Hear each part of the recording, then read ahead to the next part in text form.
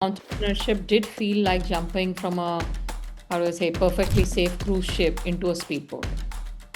Author Anuranjita or entrepreneur Anuranjita? Who would win in a debate with I herself? think the author definitely would definitely start strong, well researched, sharp, full of data Hmm. points and references. But then the entrepreneur in me would interrupt and say, "Enough theory, let's just do it." And it would end in a stalemate with me writing about the debate while also launching a business model around it. Entrepreneur, you are faced with a lot of uncertainty, endless questions, sleepless nights. But with that also comes the freedom to dream without approvals, without getting caught up with bureaucracy, freedom to Yeah. experiment without legacy. Hello, everyone, and welcome back to Coffee and Careers with me, Shivani. Season 2 kicked off with an incredible response to our very first episode with Sahil. Thank you all for tuning in, sharing your takeaways, and keeping the conversation alive. It's amazing to see how much you all connected with it. And we're on a roll. Today, I'm joined by a powerhouse leader, a woman who continues to inspire countless professionals, Anuranjita Kumar. Welcome, Anuranjita. Thank you so much. Real pleasure to be here. I did look at your first episode, and Shivani, one is of course Sahil, and also the way you kind of brought the right experiences and the learnings and the lessons from his experience were truly motivating for me. So thank you for having me. Absolutely privileged to be here. Thank you. And I'm looking forward to today's conversation. For the audience about Anuranjita, so from steering global boardrooms as the CHRO of Citibank to jumping into the wild ride of entrepreneurship with VAs to authoring two thought provoking books, she's basically lived three careers in one lifetime. It's an achievement which is way beyond anybody's expectations. And we're not just talking careers, we're talking about reinvention, inclusion, and building workplaces that don't just look future ready, but they really feel future ready. So, if episode 1 was about balance, episode 2 is about reinventing the rules altogether. So, grab your coffee. This one will make you rethink what's possible in your own career journey. So let's begin, Anuranjita, with our first segment, which is not about Anuranjita, the author. It's not about Anuranjita, the ex corporate honcho.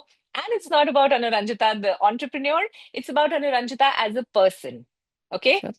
So these are some rapid fire questions. So, of course, very short answers, crisp answers. And then we move on to, the conversation for today. Okay. Are you ready?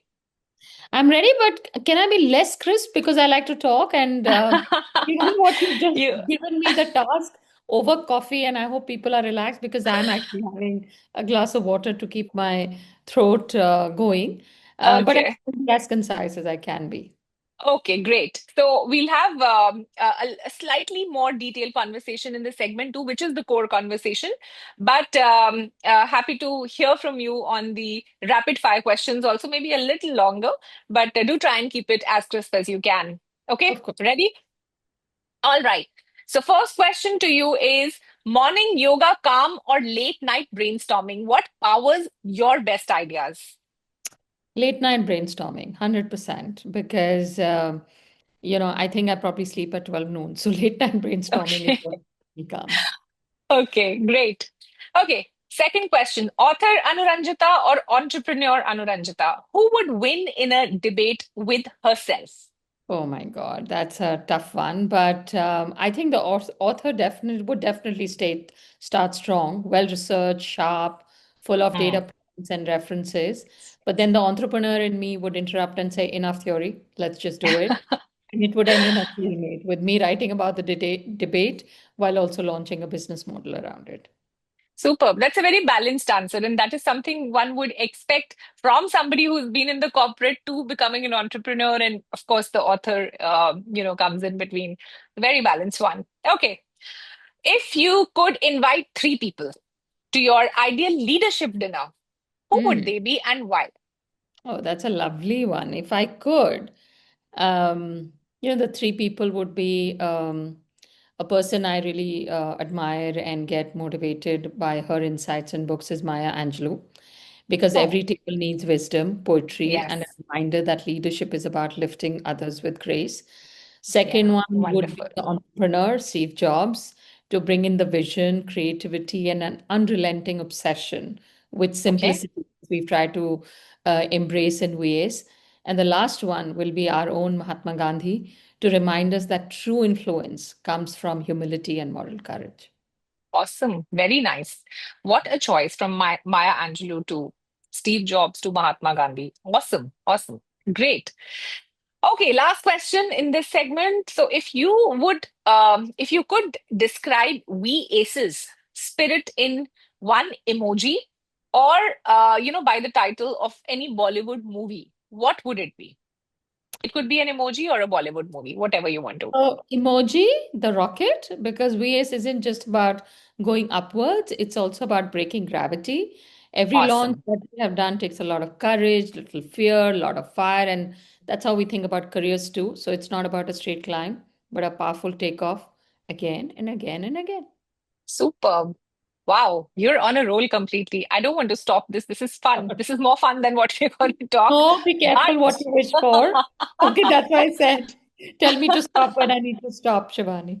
yeah, but we are in it for some core conversation around careers and of course around your experiences. So would you like to, before we start, and would you like to talk about what VACE is and what you all are doing on that platform? I think it'll help the audience to know a little bit more about it. Sure. So thank you for that, Shivani. VACE is a global digital platform for Hmm. coaching and mentoring. And I think many entrepreneurs go into a bit of reflection to solve a problem that they have experienced. So being a Yeah. corporate leader, I have been coached, I have coached and mentored and been mentored. But I felt that it was a very informal process. And as a result, it was just left to each one to do on their own. So Mm. for us, it was about digitizing that journey. And I think we start from two perspectives. One is for the companies who try and hire the best talent that they can, and then very often struggle to get the best out of them. Mm. And how do we make people more productive? And for people or individuals, every employee, I mean, let's start on a positive note, every employee wants to Mm. bring the best of themselves to the Yeah. table. So they are Yeah. great for them. So how do we get these two entities to meet and create magic as far as performance goes? So that's really what VACE does. We Wonderful. are now over 4 years old. We work across 14 countries. We work with 60 companies, and we have coached over 50,000 leaders across the world. Wow. Wow. That's very, very inspiring. And the reason I asked you to speak about VAs is because, it was a sort of a precursor to my next question to you because you started something. You took the plunge into entrepreneurship, after serving a stint at a very senior role. You were at a very senior role. You were the CHRO at Citibank. When somebody thinks, and there are enough number of people today in the corporate world who think of taking that plunge into entrepreneurship, but because of that position, of that paycheck, of that power, or whatever you may want to call it, there is hesitation. So my question to you is, this was a very bold pivot, right? Yeah. From being a CHRO at a very prestigious bank like Citibank to getting into full-time entrepreneurship. So how did it feel to switch from a structured global leadership role to the uncertainties or the, as I call it, the madness of entrepreneurship? And what advice would you give to senior leaders who are considering something similar, a similar leap? Hmm. Right. So I think switching from City or NatWest, where one was leading the HR function, to Hmm. entrepreneurship did feel like jumping from a, how do I say, perfectly safe cruise ship into a speedboat, which I don't know how to steer. Right. Yeah. So metaphorically, that's Hmm. exactly how it was. And I Yeah. think working with big companies, there were structures, there were systems, there were Yeah. teams. And as an entrepreneur, you are faced with a lot of uncertainty, endless questions, sleepless nights. But with that also comes the freedom, and freedom to dream without approvals, without getting caught up with bureaucracy, freedom to Yeah. experiment without legacy. So I think for me, it was terrifying and liberating at the same Mm. time. I do remember that time in 2020 when I was actually contemplating, to be very honest, with all of you, I was scared. I mean, leaving a Mm. very safe environment, paid Yeah. well, good team, I just was really worried about what if it didn't work out. Till a mentor asked me the question that, Mm. what's holding you back? And I said, if it doesn't work out, there'll be so much at stake. I would have given up so much. And he Yeah. turned around and asked me, what if it does? Right? Yeah. So I was so paralyzed with fear that I wasn't thinking about the upside. If it works, what does that Mm. mean? That one question Mm. pivoted my head. And he turned around Mm. and he said, if it doesn't work out, you go find yourself another job. I mean, how problematic is that? Yeah. Right? So Yeah. I think, Yeah. sometimes, on paper, you can see I was at the peak of my career. But here's the truth. Sometimes the peak can also feel like a plateau. And I remember sitting Mm. eating, thinking, is this it? Is this all my, 28 years of work leading to that relentlessness kept whispering in my ear until I Yeah. could no longer ignore it. And when I stepped out, it felt like a well-lit, highway to wander into Yeah. a trail, you're just holding a torch or a lantern. So the early days of VS were humbling. Suddenly there's no brand, Mm. no visiting card backing you up, no Yeah. teams, no deep pockets. I hadn't raised my money till then. There were moments Yeah. when I asked myself, did I really just walk away into this chaos? Did I do the right thing? But then there were also moments of pure joy when I saw the Mm. first client walk in, the first person taking a bet, Mm. my first fundraise, and let me tell you, I went to 40 Mm. people, three took a bet on me. And Mm. and then you chip it away gradually. And I Mm. think that's what mattered. And I think my advice to leaders considering a similar leap is don't confuse certainty with Mm. security, right? Mm. Don't confuse your identity with the company brand, right? Yeah. And there is a time where that works, and there's a lot I learned working with the employees I did, and I'm eternally grateful to them. But my identity is my identity. And Yeah. in corporate life, certainty is given to you. There's a job title, there's a paycheck, there's the office. But the real security comes from knowing you can reinvent yourself, that you can build, Yeah. you can adapt and thrive even when Yeah. scaffold is gone. Today, when you look at with AI taking over, every day I Mm. see announcements, so many jobs lost, right? Mm. Yes. So the Yes. question is today, if you didn't have that job, who would you be? Is the Yeah. question you need to be asking yourself. So Yeah. I think, a lot, I can go on this question itself, but excuse me, entrepreneurship isn't about leaving stability for chaos. It's Mm. leaving someone else's vision for creating Mm. your own. And 4 years down the line, having gone through the ups and downs that I did, I think when I was standing at the crossroads 3 years back or 4 years back, Mm. I was Mm. asking myself that, in some time to come, will you be proud of the story you're writing? And for me, Mm. walking away wasn't leaving something behind. It was Mm. about walking towards the life I wanted to create. And that's been really fulfilling. Superb.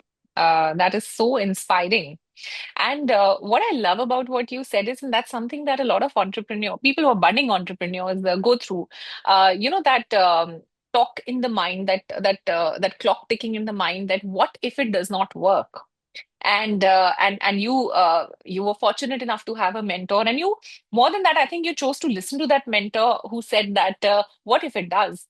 But I think a lot of times people do tend to get overpowered by the uncertainty, the negative part of what if it doesn't work, what if it doesn't work. But were you also discouraged by by people? Why I'm asking you this is because when I took the decision, I was discouraged by a lot of people that what is this? I mean, you're at a senior position, you're giving up everything.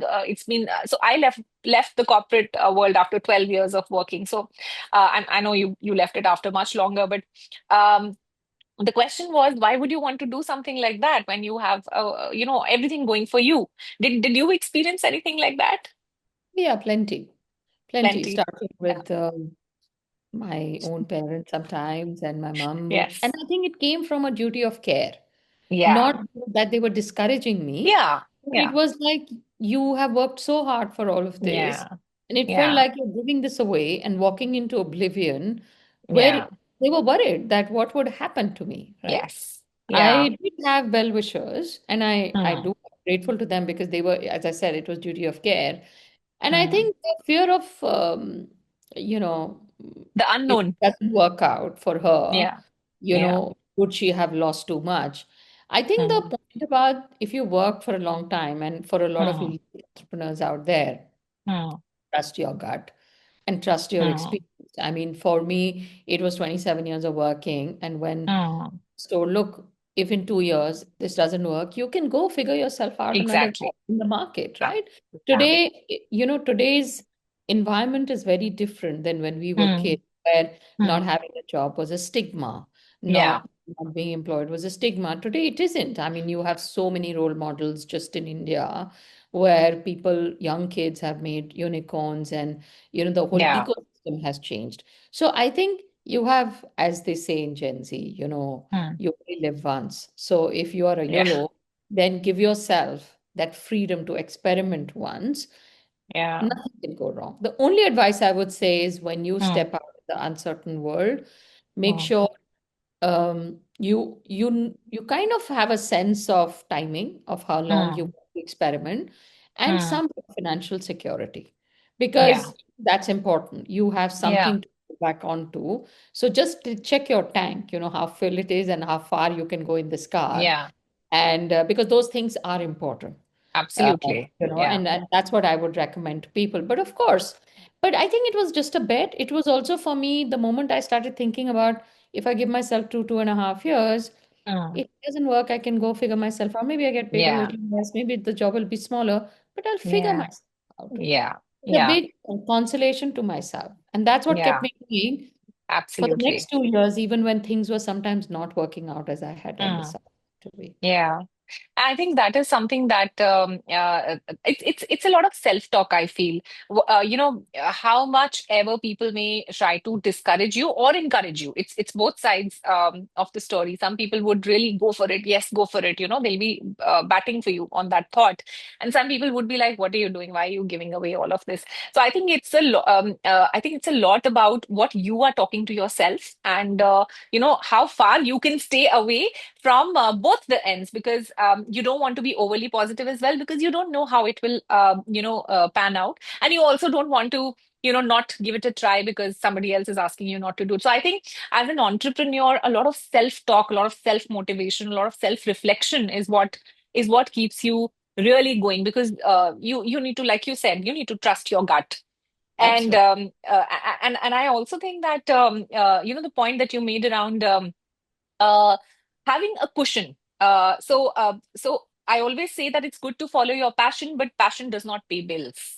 So if That's you right. want to follow your passion, do a calculated assessment of whether you are in the position to take that plunge right now or not. So of course, the financial part is extremely important. If you have support, if you have financial backing, then it's worth taking the risk, because any business comes with a risk. That's the biggest characteristic of But any Shivani, I mean, business. Yeah. if you think about it today, even in the corporate world, it's a Yeah. perceived security, isn't it? Who Yeah, knows what yeah, will happen tomorrow, right? absolutely. Today, even the Yeah, corporates, I mean, there are cycles yeah, in a business, and you shed the whole. absolutely. So you think you are safe, is the Yeah. only way to put it. Yeah, yeah. So it's again that that security in your mind. It's all there in your mind, and it's all the self-talk that you do. And you're right, with all the news about layoffs and mass layoffs happening in the biggest brands of the world.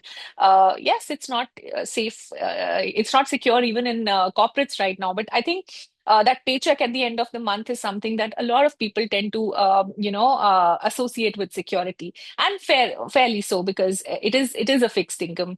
But having said that, again, I feel that entrepreneurship, uh, if you're wanting to follow that passion and it doesn't work out for whatever reason, a lot of people think that what will happen after that. But I think what you said, you always have the job to come back to fall back upon.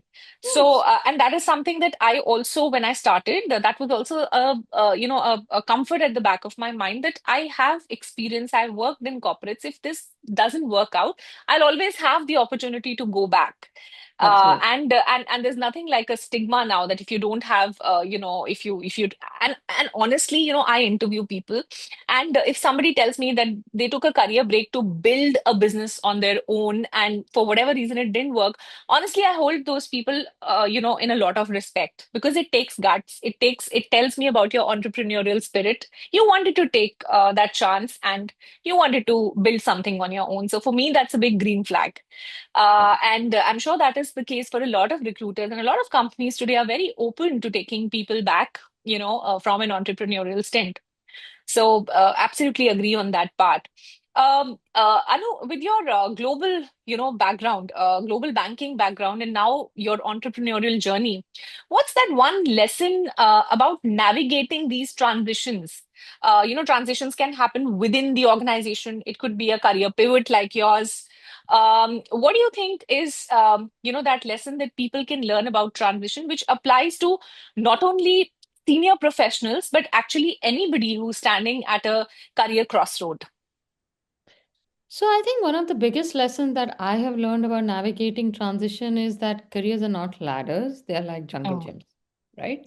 Yeah. Gone are the days where you say, okay, from this level to this level to this level, right? Mm. You can Mm. acquire different skills. I was in HR, I moved out of HR, I came back into Mm. HR. So I think life has evolved. It's about, Mm. you can reach to the top from any direction or any path that you take in an organization. And Mm. on the ladder, there's only one direction that looks respectable, which is straight up. But on a jungle Yeah. gym, you can move sideways, you can hang upside, Yeah. climb down a little to go up a little or swing across. And that's what real careers look like. They're Yeah. messy, unpredictable, and they're often non-linear.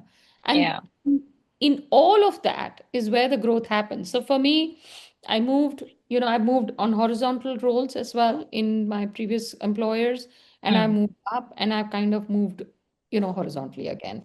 So I've lived Yeah. this in my own journey. And when I moved to India, to Europe, then to US, and later back to Asia, Mm. every transition meant letting go of an identity that I Yeah. had carefully built. And each time I had to prove myself all over again. So I remember that in one of my early international assignments, sitting in a senior MD room where I was not only the youngest, but also the only woman and the only person of color. It was Mm. intimidating. And for a while, Mm. I thought maybe I don't belong here. But what I Mm. discovered, that transitions stretch you beyond belonging. Mm. They kind of force you to create a space for Mm. yourself. And here's Mm. the truth, transitions are uncomfortable because they ask us to shed the way we work or shed our Yeah. skin. You leave behind certainty, you leave behind routines, sometimes even what you thought of yourself, your own self-image.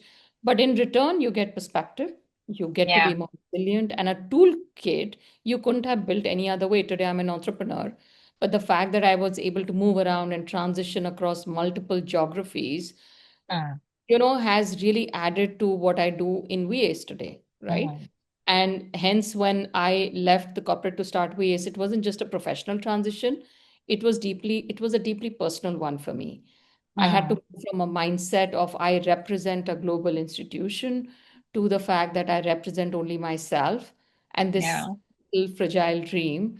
And that shift kind of humbled me. But it also Mm. taught me that your identity isn't fixed, it evolves. So Yeah. my message on transition or navigating the transition is don't fear the crossroads. Fear Mm. standing still in one place, okay? Because Mm. then the Absolutely. world is kind of going by. And Yeah. transitions don't break your career. They expand it in many ways. And, Mm. they don't really erase you who you were. And sometimes they help you meet who you really are. Absolutely. So transitions are fun, and I think if I wasn't moving around as much as I did, I think on an Mm. average, must have every 3 to 4 years I did a different job or a different Mm. geography.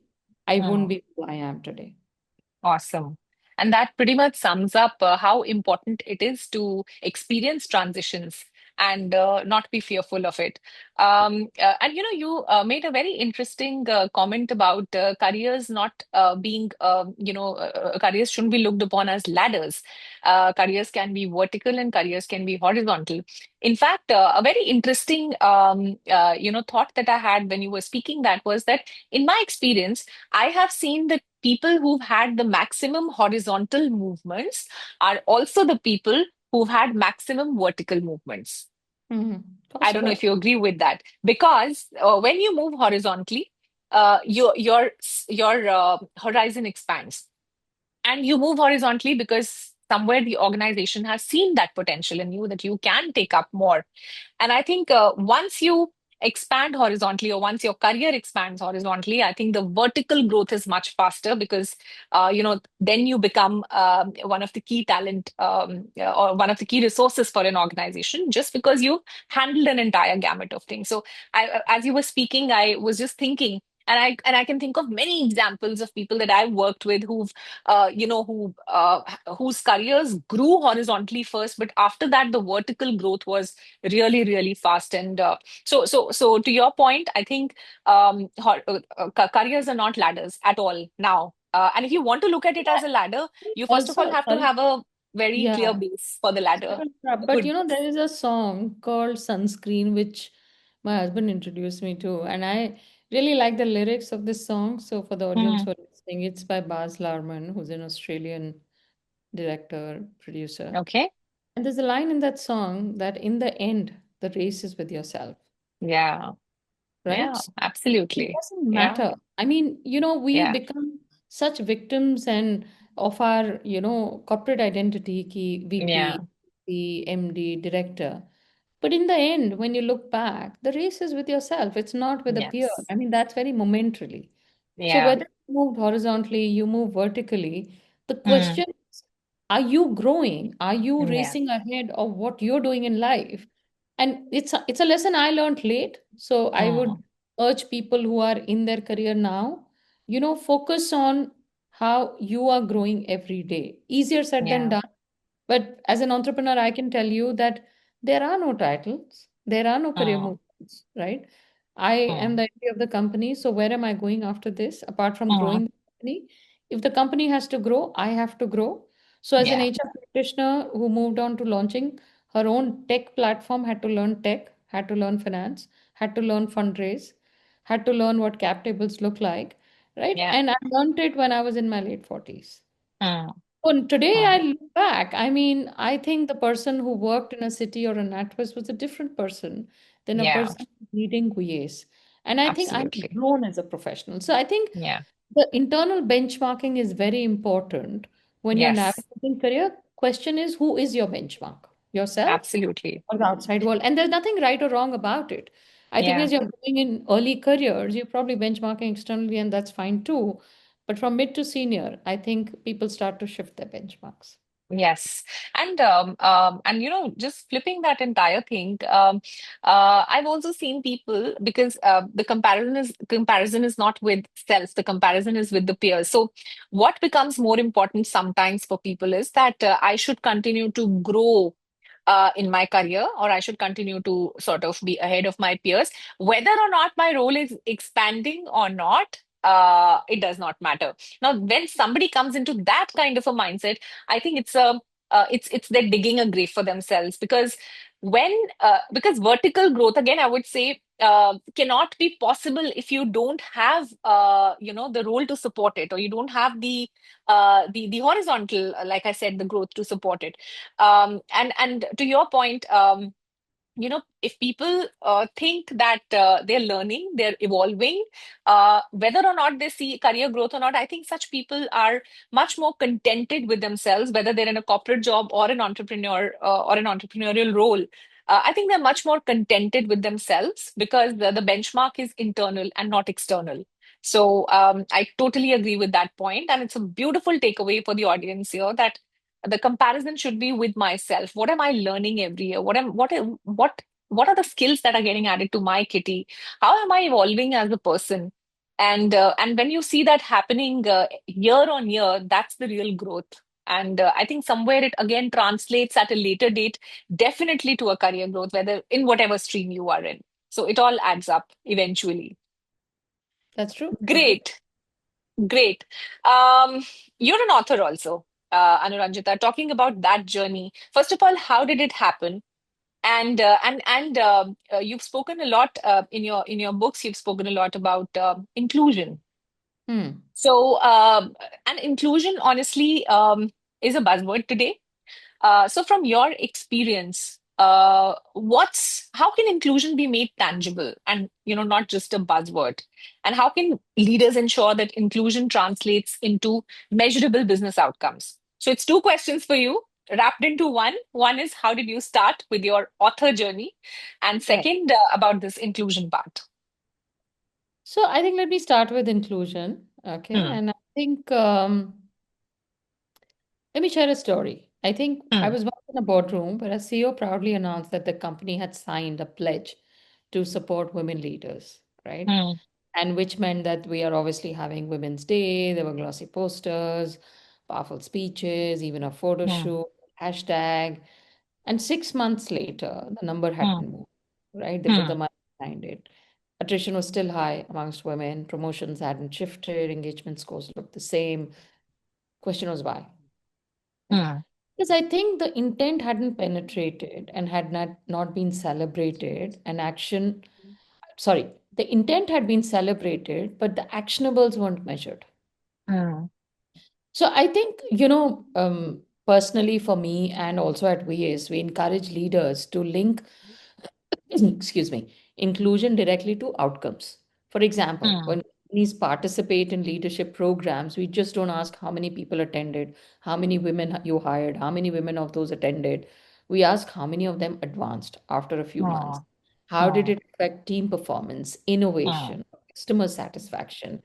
And hmm. suddenly, then inclusion becomes a driver of strategy, not a side project. There's one Right. program we run which is about inclusive leadership. Okay. Hmm, And in this program, we talk about leadership. What is the definition of leadership? Leadership is leading a group of people who are obviously not similar to each other hmm, towards an organization goal in the context of organization hmm. through highest productivity, right? Yeah. Men are not similar, women are not similar. Now, if a leader is used to working with a certain genre of people, it could Hmm, be gender, it could be state, it could be race, then by hmm, default, you're not maximizing human resources given to you for productivity of hmm. the organization. So, how are you a Yeah. leader, right? You are Yeah. only using 50% of the team to achieve the goals. So how Hmm, is going to fructify? So I think, the whole inclusion has to be really, really woven. And hmm, very often that's how I explain it to leaders. It's not about just the environment. It is not about hmm, extra work for men to include women. It's not about women wanting, please, can somebody help me? It's about how to hmm, maximize productivity through inclusion. So one hmm, client once came back to us and said, that your coaching just did not help our women leaders step up. It helped us hmm, open new market opportunities because we hmm, have different voices, different perspectives, hmm, and it changed the hmm, way we solve problems. Let me give an hmm, example, right? If you hmm, look at a car company, okay, and hmm, you look at seat belts, simple thing, right? How does a pregnant woman tie seat belts, hmm.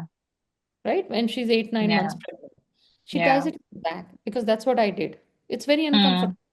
Yeah. Right? Now, that by default is And it negating. doesn't solve the purpose. Yeah.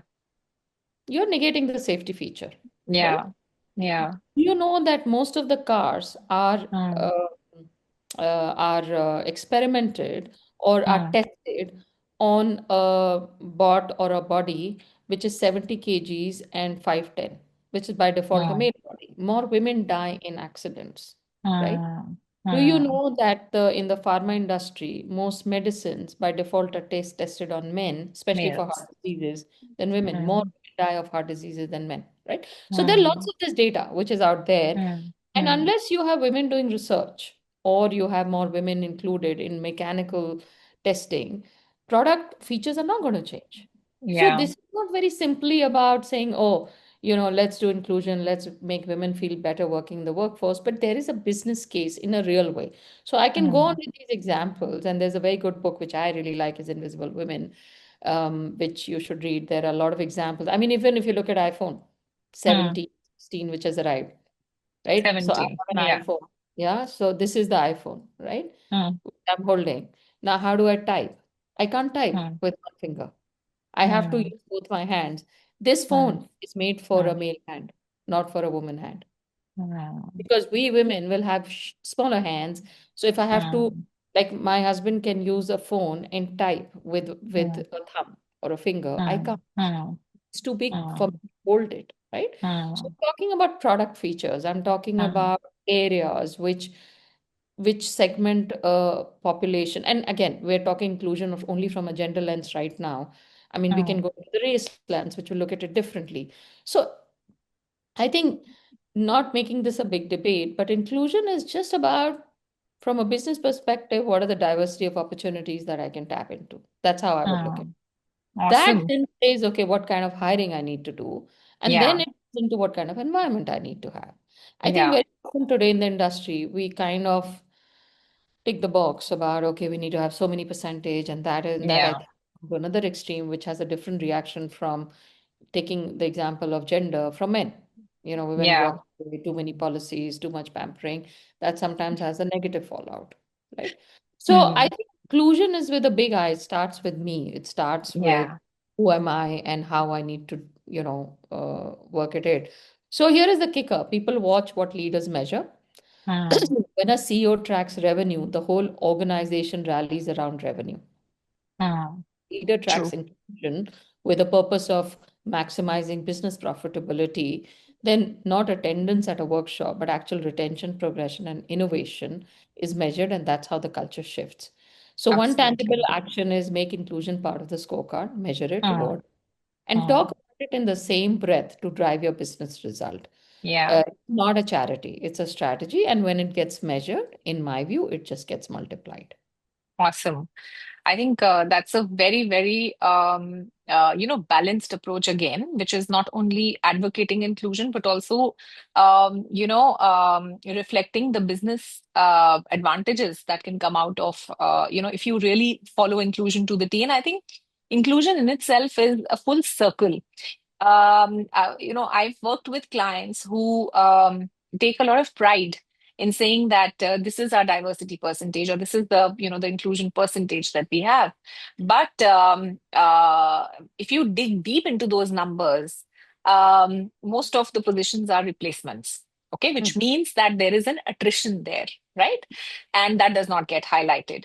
And so if you dig deeper, so point is inclusion is not just about hiring numbers. I think it's about creating an ecosystem also where those numbers stay with you, and which could be about having policies that support that kind of a culture.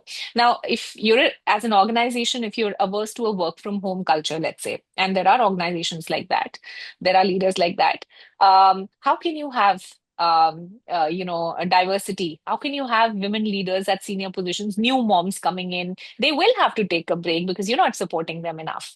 So I feel that inclusion has to be a full circle. It cannot be just talked about in numbers. It has to be backed up by a complete culture that is ready for this kind of an inclusion. And I think measure as far as the measurement is concerned, spot on. I think unless and until it is included in the scorecard, there is no other way, and that's been my experience, and that's my own opinion. There is no other way that it becomes the DNA of the organization unless and until it is included in the scorecard. Right. So your second question was about the author in me. Yes, yes. So my journey as author began not with a desire to write a book, but Mm, weights of lots of questions that I couldn't ignore. I genuinely believe mm, that, everyone has a book in you. So do you, Shivani, right? I mean, finally, we are talking of a narrative, of a reality that we've all lived. And we're yeah. telling our own story, our own perspective. I'm not a fiction writer. But my narrative is very storytelling. It's based on the experiences that I've gone through in real life. So Mm, I think the first book, which was, Can I Have It All? It came mm, uh, from the fact that, it came from another deeply personal place, being a woman, being a mother, being a wife, being, coming from a family where we were two girls, and what did we go through? And after years of chasing ambition, titles mm, and roles, I hit a point where the question got louder, at what mm, cost, for me as a woman. And mm, who am I beyond the designation? Can ambition and joy coexist? And the book was my attempt to be very vulnerable, to share mm, not just a polished version of the success, but also the mm, messy and the human one. Mm. In Can I Have It All? Also spoke to a lot of women and I've narrated their story to say, hey, it isn't about very senior women Yeah. role models. I mean, we'll all look up to Indra Nooyi and so forth, so on. But it's about women like us, right? Yeah. It's there is an extraordinary in the ordinary. Yeah. And sometimes when Absolutely. you look at very senior leaders, you're like, oh my God, they are like way there, up there, right? Mm. I can't get there.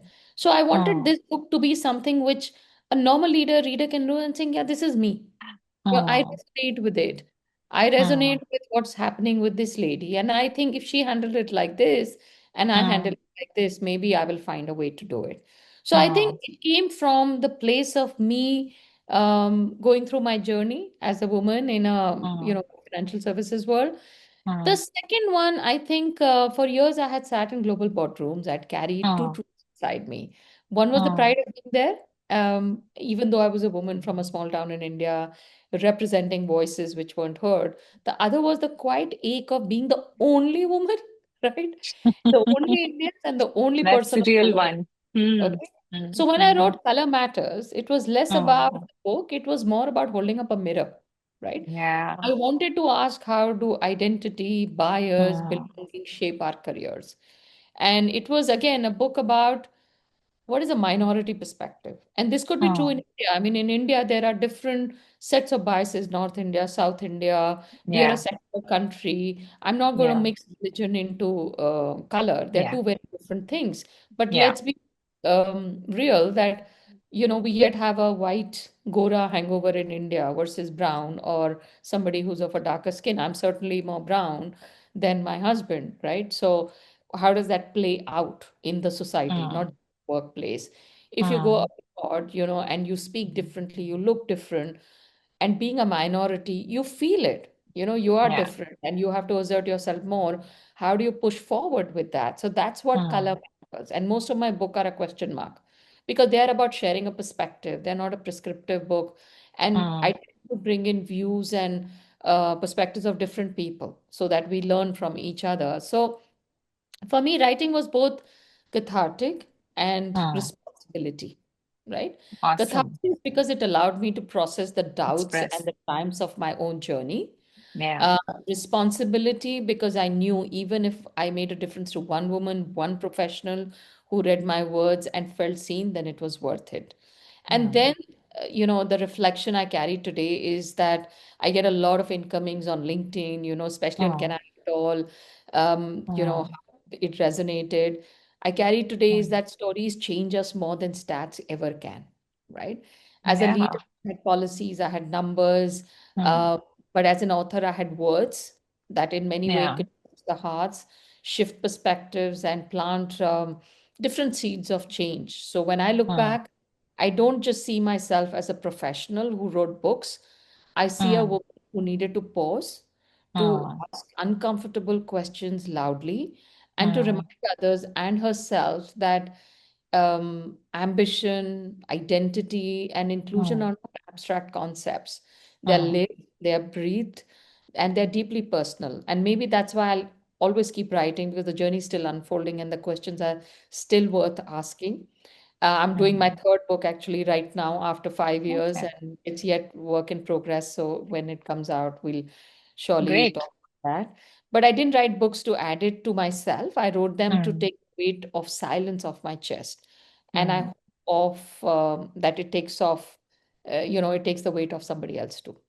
That's so awesome. And that's a very honest reflection of what inspired you to become an author. A lot of people say, I wanted to share my story. A lot of people wanted to, a lot of people who from corporates who write books, write it from the perspective of sharing their story and inspiring others. So it's about others. But I think you're the first person that I've heard saying that it was for me, that I wanted to take that weight off my chest and I wanted to write down. And I think that's a very, very fresh perspective and a very different perspective by any author. And absolutely looking forward to your third book. Very, very excited to know what it is about, if you don't mind giving a sneak peek into it. A different, slightly different take on entrepreneurship. So more Okay. to come. Okay. Great. Looking forward. Great. So, This segment was obviously a lot of meat, a lot of food for thought. Thanks for sharing your insights, Anuranjita. So the final sign off, again, a fun rapid fire for you. So if you could gift one career mantra as maybe a fortune cookie, okay, Hmm. to every young professional, what would the message be inside that cookie in one line? Oh, that's such a lovely question. My God. Okay. I think in line with what I've said, stop running the race, start running Mm, your story. That would be the mantra. Because I think no one superb. remembers who finished second or third in a race, but everyone Yeah. remembers the story that changed them. Yeah, absolutely. Great, superb. And that brings us to the end of a very thought-provoking episode of Coffee and Careers. Anuranjita, a huge thanks to you for sharing your journey so candidly and for reminding us that reinvention is always possible at no matter where you are in your career, at whatever age you are, it's only about taking that leap of faith. I'm sure you've inspired a lot of corporate professionals today who are waiting with uncertainty to make that jump, to the other side of the table and take a plunge into something what I call as the roller coaster ride of entrepreneurship. So thank you for doing that. And to our But I audience, wanted to thank thank you as well, Shivani, because I think, um, you reached out and we connected and we talked, and I was absolutely in awe of your journey as well. The fact that you were thank able you. to take a jump, believe in your own convictions about what you wanted to do, and doing it with gusto, energy, making your voice heard. So I'd just say keep it going and well done, you. Thank you so much. And that's a real woman lifting the other real woman. That's a real leader. Let me tell you that. That's the quality of a real woman leader. Thank you so much for your kind words. Audience, thank you for listening. And if you enjoyed this episode, don't forget to share it, follow us, follow the podcast. Stay tuned for more leaders. There are more power packed leaders and speakers coming your way in season two. Until next time, keep growing, keep learning, and keep your coffee strong. Thank you. See you in episode 3 soon.